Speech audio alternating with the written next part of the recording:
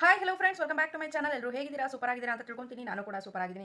ಗೃಹಲಕ್ಷ್ಮಿ ಯೋಜನೆಯ 15ನೇ ಕಂತಿನ ಹಣ ಬಿಡುಗಡೆ. ಇದ್ರ ಜೊತೆಗೆ ನಿಮಗೆ ಬಿಪಿಎಲ್ ರೇಷನ್ ಕಾರ್ಡ್ ಏನಿತ್ತು, ಸೊ ಬಿಪಿಎಲ್ ರೇಷನ್ ಕಾರ್ಡ್ ಹೊಂದಿರುವಂತಹ ಎಲ್ಲಾ ಫಲಾನುಭವಿಗಳಿಗೂ ಕೂಡ ಇಲ್ಲೊಂದು ಭರ್ಜರಿ ಗುಡ್ ನ್ಯೂಸ್ ಬಂದಿದೆ. ಅದರಲ್ಲೂ ಯಾರ್ದೆಲ್ಲ ಸಸ್ಪೆಂಡ್ ಆಗಿತ್ತು, ಜೊತೆಗೆ ಎಪಿಎಲ್ಗೆ ಕನ್ವರ್ಟ್ ಆಗಿತ್ತು, ಸೊ ಅಂತವ್ರಿಗೂ ಕೂಡ ಭರ್ಜರಿ ಗುಡ್ ನ್ಯೂಸ್ ಇರುವಂತದ್ದು. ಅದೇ ನೆಕ್ಸ್ಟ್ ಇವಾಗ ಆಧಾರ್ ಕಾರ್ಡ್ಗಳನ್ನ ಎಲ್ಲರೂ ಕೂಡ ಹೊಂದಿದ್ದೀರಾ ಅಂತಾನೆ ಹೇಳ್ಬೋದು. ಸೊ ಆಧಾರ್ ಕಾರ್ಡ್ ಹೊಂದಿರುವಂತಹ ಫಲಾನುಭವಿಗಳಿಗೂ ಕೂಡ ಒಂದು ಹೊಸ ಅಪ್ಡೇಟ್ ಬಂದಿದೆ ಅಂತಾನೆ ಹೇಳ್ಬೋದು. ಸೊ ಹಾಗಿದ್ರೆ ಈ ಒಂದು ಮೂರು ಮಾಹಿತಿಗಳನ್ನ ನೀವು ತಿಳ್ಕೋಬೇಕು ಅನ್ನೋದಾದ್ರೆ ವಿಡಿಯೋನ ಎಲ್ಲೂ ಕೂಡ ಸ್ಕಿಪ್ ಮಾಡದೆ ಕೊನೆವರೆಗೂ ಕೂಡ ನೋಡಿ, ಜೊತೆಗೆ ಒಂದು ಮಾಹಿತಿಯನ್ನ ಆದಷ್ಟು ಶೇರ್ ಕೂಡ ಮಾಡಿ. ಬನ್ನಿ ಫ್ರೆಂಡ್ಸ್, ವಿಡಿಯೋನ ಸ್ಟಾರ್ಟ್ ಮಾಡೋಣ. ಸ್ಟಾರ್ಟ್ ಮಾಡೋದಕ್ಕಿಂತ ಮುಂಚೆ ನೀವೇನಾದರೂ ಹೊಸದಾಗಿ ನಮ್ಮ ಚಾನಲ್ನ ನೋಡ್ತಾ ಇದ್ರೆ ಸೊ ಪ್ಲೀಸ್ ಬೇಗ ಸಬ್ಸ್ಕ್ರೈಬ್ ಮಾಡ್ಕೊಳ್ಳಿ. ಜೊತೆಗೆ ಪಕ್ಕದಲ್ಲಿ ಕಾಣ್ತಿರುವಂತಹ ಒಂದು ಬೆಲ್ ಐಕನ್ನ ಕ್ಲಿಕ್ ಮಾಡಿ ದೆನ್ ಆಲ್ ಅನ್ನೋ ಆಪ್ಷನ್ ಮೇಲೆ ಕ್ಲಿಕ್ ಮಾಡಿದ್ರೆ ನಾನು ಹಾಕೋ ಪ್ರತಿಯೊಂದು ಹೊಸ ವಿಡಿಯೋದ ನೋಟಿಫಿಕೇಶನ್ ಎಲ್ಲರಿಗಿಂತ ಮೊದಲು ನಿಮಗೆ ರೀಚ್ ಆಗುತ್ತೆ. ಸೊ ಎಲ್ಲರಿಗಿಂತ ಮೊದಲು ವಿಡಿಯೋನ ನೀವೇ ನೋಡಬಹುದು. ಒಂದು ವೇಳೆ ಏನಾದರೂ ಫೇಸ್ಬುಕ್ ಪೇಜಲ್ಲಿ ವಿಸಿಟ್ ಮಾಡ್ತಿದ್ರೆ ಸೊ ಅಲ್ಲೂ ಕೂಡ ಫಾಲೋ ಮಾಡಿ, ಲೈಕ್ ಮಾಡಿ, ಕಮೆಂಟ್ ಮಾಡಿ, ಶೇರ್ ಮಾಡಿ, ಜೊತೆಗೆ ಸಪೋರ್ಟ್ ಮಾಡಿ ಅಂತ ಹೇಳೋದಕ್ಕೆ ಇಷ್ಟಪಡ್ತೀನಿ. ಎಸ್ ಫ್ರೆಂಡ್ಸ್, ಯಾರೆಲ್ಲ ಫಾಲೋ ಮಾಡ್ಕೊಂಡು ಸಬ್ಸ್ಕ್ರೈಬ್ ಮಾಡ್ಕೊಂಡು ಸಪೋರ್ಟ್ ಮಾಡ್ತಿದ್ದೀರಾ ಎಲ್ಲರಿಗೂ ಕೂಡ ಹೃದಯಪೂರ್ವಕ ಧನ್ಯವಾದಗಳು. ಮೊದಲನೇದಾಗಿ ಇವಾಗ ಆಧಾರ್ ಕಾರ್ಡ್ ಹೊಂದಿರುವಂತಹ ಫಲಾನುಭವಿಗಳಿಗೆ ಒಂದು ಗುಡ್ ನ್ಯೂಸ್ ಬಂದಿದೆ ಅಂತ ಹೇಳಿದೆ. ಸೊ ಅದನ್ನ ತಿಳಿಸ್ಕೊಡ್ತೀನಿ. ಸೊ ಪ್ರತಿಯೊಬ್ಬರು ಕೂಡ ಅಂತ ಅಂದ್ರೆ ಎಲ್ಲರ ಹತ್ರನೂ ಕೂಡ ಮಕ್ಕಳಿಂದ ಹಿಡಿದು ದೊಡ್ಡವರವರೆಗೂ ಕೂಡ ಇವಾಗ ಆಧಾರ್ ಕಾರ್ಡ್ಗಳನ್ನ ಹೊಂದಿದ್ದೀರಾ. ಸೊ ಇದು ಎಲ್ರಿಗೂ ಕೂಡ ಗೊತ್ತೇ ಇದೆ. ಮೊದಲಿಂದ ಅಂತ ಅಂದ್ರೆ ಇವಾಗ 1 or 2 months ಬ್ಯಾಕ್ ಏನಂತ ಹೇಳಿದ್ರು, ಈ ಒಂದು ಆಧಾರ್ ಕಾರ್ಡ್ಗಳನ್ನ ಅಪ್ಡೇಟ್ ಮಾಡಿಸಬೇಕು ಅಂತ ಹೇಳಿದ್ರು.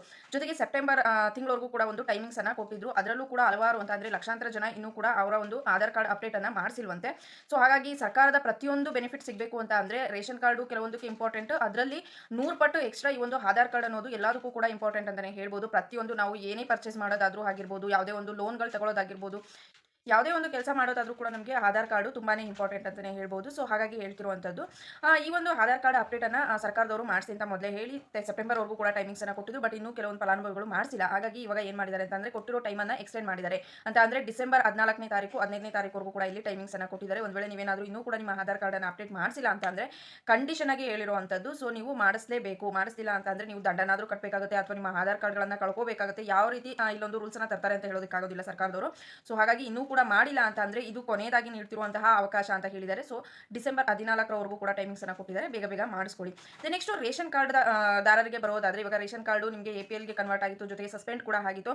ಸೊ ಇಂಥವ್ರಿಗೆ ಏನ್ ಮಾಡಿದ್ರು ನಮ್ಮ ಸಿಎಂ ಸಿದ್ದರಾಮಯ್ಯ ಸರ್ ಅವರು ಇನ್ ಮುಂದೆ ನಿಮಗೆ ಏನು ಕ್ಯಾನ್ಸಲ್ ಮಾಡ್ತಾ ಇದ್ದಾರೆ, ಸೊ ಅದನ್ನ ಸ್ಟಾಪ್ ಮಾಡ್ತೀವಿ ಅಂತಂದ್ರೆ ಆಹಾರ ಇಲಾಖೆ ಅಧಿಕಾರಿಗಳಿಗೆ ಏನ್ ಮಾಡಿದ್ರು ಒಂದು ಎಚ್ಚರಿಕೆಯನ್ನ ಕೊಟ್ಟಿದ್ರು. ಇನ್ ಮುಂದೆ ನೀವು ರಾತ್ರೋರಾತ್ರಿ ನಡೆದಂತಹ ಒಂದು ಘಟನೆ ಅಂತಾನೆ ಹೇಳ್ಬೋದು ಇದು. ಯಾಕೆಂತಂದ್ರೆ ಇದಕ್ಕಿದ್ದ ಹಾಗೆ ಎಲ್ಲ ಒಂದು ರೇಷನ್ ಕಾರ್ಡ್ಗಳನ್ನ ಇಲ್ಲಿ ಸಸ್ಪೆಂಡ್ ಕೂಡ ಮಾಡಿದ್ರು, ಜೊತೆಗೆ ಡಿಲೀಟ್ ಕೂಡ ಮಾಡಿ, ಜೊತೆಗೆ ಏನ್ ಮಾಡಿದ್ರು ಎಪಿಎಲ್ಗೆ ಕನ್ವರ್ಟ್ ಕೂಡ ಮಾಡಿದ್ರು. ಅದರಲ್ಲಿ ಅರ್ಹತೆಯನ್ನು ಪಡ್ಕೊಂಡಿರುವಂತಹ ಫಲಾನುಭವಿಗಳ ಕಾರ್ಡ್ಗಳೇ ಡಿಲೀಟ್ ಆಗಿದ್ದು ಅತಿ ಹೆಚ್ಚು ಅಂತಾನೆ ಹೇಳ್ಬೋದು. ಜೊತೆಗೆ ಎಪಿಎಲ್ಗೂ ಕೂಡ ಕನ್ವರ್ಟ್ ಆಗಿತ್ತು.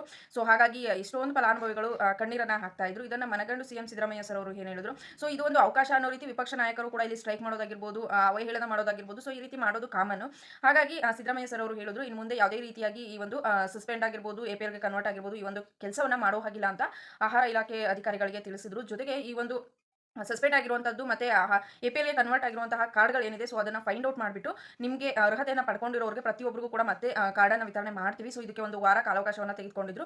ಇದ್ರ ಬಗ್ಗೆ ಇವಾಗ ಕೊಟ್ಟಿರುವ ಹೊಸ ಅಪ್ಡೇಟ್ ಏನಂತ ಅಂದ್ರೆ ನಾಳೆಯಿಂದ ಅಂತ ಅಂದ್ರೆ ಸೋಮವಾರ ಮಧ್ಯಾಹ್ನ 3 ಗಂಟೆಯಿಂದ ಈ ಒಂದು ಕಾರ್ಯ ಸ್ಟಾರ್ಟ್ ಆಗುತ್ತೆ ಅಂತಾನೆ ಹೇಳ್ಬೋದು. ಅಂತ ಅಂದ್ರೆ ನಿಮ್ಗೆ ಏನಾದರೂ ಪ್ರಾಬ್ಲಮ್ ಆಗಿತ್ತು ನಿಮ್ಮ ಕಾರ್ಡ್ ಅಂತ ಅನ್ನೋದಾದ್ರೆ ನೀವು ತಾಲೂಕು ಮಟ್ಟದಲ್ಲಿರುವಂತಹ ಒಂದು ಆಹಾರ ಹಾಗೂ ನಾಗರಿಕ ಸರಬರಾಜು ಇಲಾಖೆಗೆ ಹೋದ್ರೆ ನಿಮಗೆ ನಿಮ್ಮ ರೇಷನ್ ಕಾರ್ಡ್ಗಳು ಮತ್ತೆ ವಾಪಸ್ ಸಿಗುತ್ತೆ ಅನ್ನೋ ಒಂದು ಮಾಹಿತಿಯನ್ನು ನೀಡಿದ್ದಾರೆ. ಸೊ ನಿಮ್ಮ ಕಾರ್ಡ್ ಏನಾದರೂ ಸಸ್ಪೆಂಡ್ ಅಥವಾ ಏನಾದರೂ ಸಸ್ಪೆಂಡ್ ಆಗಿರೋರು ಅರ್ಹತೆಯನ್ನು ಪಡ್ಕೊಂಡು ಸಸ್ಪೆಂಡ್ ಆಗಿದ್ರೆ ಸೊ ನೀವು ಹೋಗಿ ಏನಂತಂದ್ರೆ ಆಧಾರ್ ಕಾರ್ಡು, ರೇಷನ್ ಕಾರ್ಡು, ಪ್ರತಿಯೊಂದು ಡಾಕ್ಯುಮೆಂಟ್ಸ್ಗಳು ಬೇಕು. ಆದಾಯ ಕಟ್ಟಿರೋದಾಗಿರ್ಬೋದು ಅಥವಾ ಏನಾದರೂ ಲೋನ್ ತಗೊಂಡಿರೋದು ಎಲ್ಲಾದರೂ ತಗೊಂಡಿದ್ರೆ ಸೊ ಅದರ ಒಂದು ರೆಸಿಪ್ಟ್ಗಳು, ಸೊ ಈ ರೀತಿಯಾಗಿ ಎಲ್ಲಾನು ಕೂಡ ನೀವು ಡಾಕ್ಯುಮೆಂಟ್ಸ್ಗಳನ್ನ ತೆಗೆದುಕೊಂಡು ಹೋಗಬೇಕಾಗುತ್ತೆ. ತೆಗೆದುಕೊಂಡು ಹೋದ್ರೆ ನಿಮಗೆ ಅರ್ಹತೆಯನ್ನು ಪಡ್ಕೊಂಡಿದ್ರೆ ಕಾರ್ಡ್ಗಳು ಸಿಗುತ್ತೆ. ಸೊ ಹಾಗಾಗಿ ನೀವು ನಾಳೆ ಮಧ್ಯಾಹ್ನ 3 ಗಂಟೆಯಿಂದ ಸ್ಟಾರ್ಟ್ ಆಗುತ್ತೆ. ಸ್ವಲ್ಪ ನೋಡಿಕೊಂಡು ಬೇಗ ಮಾಡಿಸ್ಕೊಳ್ಳಿ. ನೆಕ್ಸ್ಟ್ ಇವಾಗ ಗೃಹಲಕ್ಷ್ಮಿ ಯೋಜನೆಯ 15ನೇ ಕಂತಿನ ಹಣದ ಬಗ್ಗೆ ಬರೋದಾದ್ರೆ ಇದೇ ತಿಂಗಳ ಕೊನೆಯಲ್ಲಿ ಬಿಡುಗಡೆ ಮಾಡ್ತೀವಿ ಅಂತ ಹೇಳಿದ್ದಾರೆ. ಸೊ ನೋಡೋಣ ನೆಕ್ಸ್ಟ್ ವೀಕ್ ಏನಾದರೂ ಬಿಡುಗಡೆ ಆದ್ರೆ 15ನೇ ಕಂತು ಎಲ್ಲರಿಗೂ ಕೂಡ ಖುಷಿ, ಅಥವಾ ಏನಾದರೂ ಡಿಸೆಂಬರ್ಗೆ ಸ್ಕಿಪ್ ಆಗುತ್ತಾ ಅಂತ ನೋಡಬೇಕಾಗಿದೆ.